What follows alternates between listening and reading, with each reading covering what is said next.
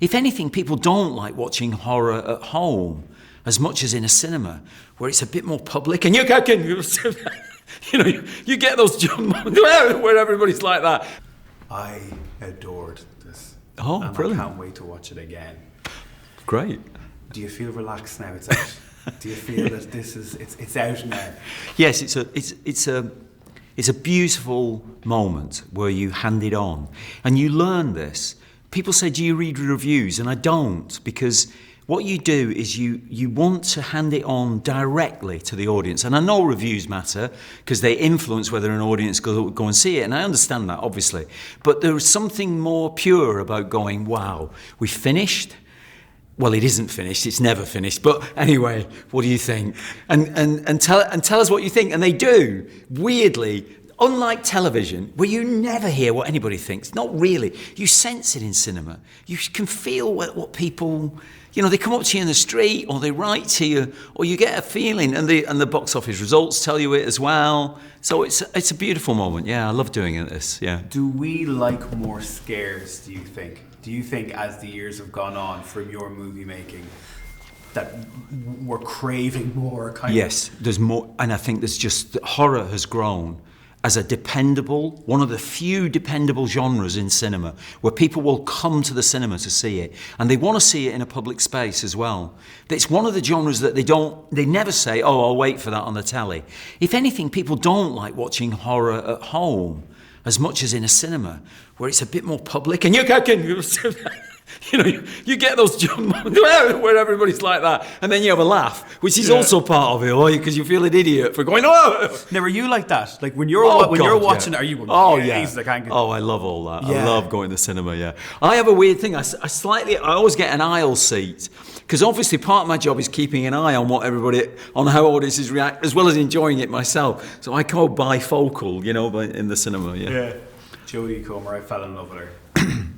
Like, Jeez. I walked into the room and we just started yapping away. I was like, oh, hang on, the cameras are on. So she's just really personable. Yeah.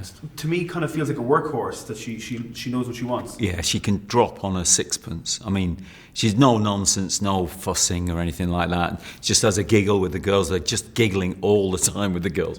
So much so that you think they're giggling about me, are they? You start to get paranoid. They're just laughing all the time. And then, boom. She drops on the sixpence. It's beautiful to watch. And she helped the boy, Alfie, as well, because she introduced him to a different kind of acting. She is an extraordinary interior presence that she has. And I think he fed off that with her. In the second half of the movie, his performance changes, and you see him learning about acting, really, from her, in the way he did with Aaron Taylor-Johnson in the first half. But that's a bit more gung-ho. It's a bit more action boy and all that kind of stuff. And then it's quieter and more precious, actually. What I didn't expect from it was that I'd be crying at parts of it. So I was expecting horror, but I wasn't expecting to have a therapist afterwards. I think people are going to be shocked about that. Like, there's a proper bit of, there's heart to this story. Yes, very much so. Yeah, you kind of get rid of all the jump scares and all that. There's heart. Yes, there is. There's a movement towards something that's very special, and I think it was very personal for Alex Garland, the screenwriter. It's based on a very personal experience. It's also based on something that I think many of us have been through. Because of COVID, we've had this sense of a sort of a public event causing huge damage to people and people's lives and people's relationships, and having to come to terms with that. I think we recognise that in it as well. Yeah. The music is so good. I would love to watch it without the voices of the actors and just the music. Well, I just heard it because they just delivered, before I started this press tour, they just delivered the soundtrack, which is basically it out of context. It's the tunes, somewhat embellished at different times, and created they created like a 60, 70-minute soundtrack. And so you're listening to it without the pictures.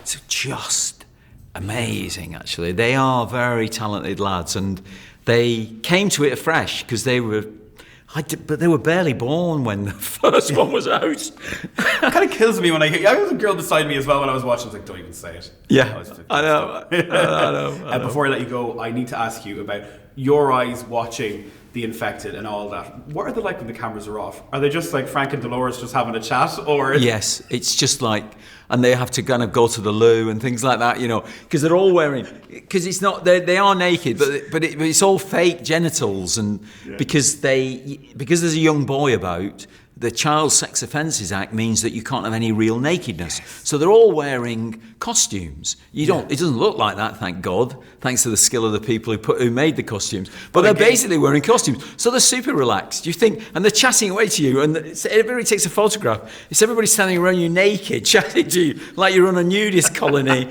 and you've had an exception. But actually, So they love doing it because, of course, they don't have to worry about being actually naked. They look naked, but they're not. Brilliant. I could talk to you all day. Thanks so much. Grand. Brilliant. Cheers, man. Thank you very much. That was